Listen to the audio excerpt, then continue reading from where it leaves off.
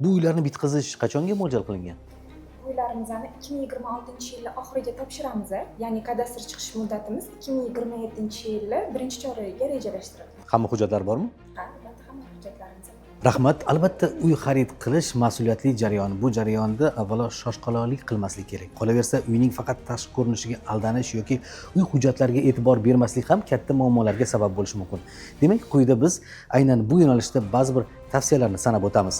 Demak, e'tibor qarating. Faqat narxga qarab tanlov qilish. Bu arzon uy har doim ham foydali degani emas. Qurilish sifati, ishlatilgan materiallar va texnik yechimlar bundan ham muhim hisoblanadi. Quruvchi kompaniyani o'rganmaslik.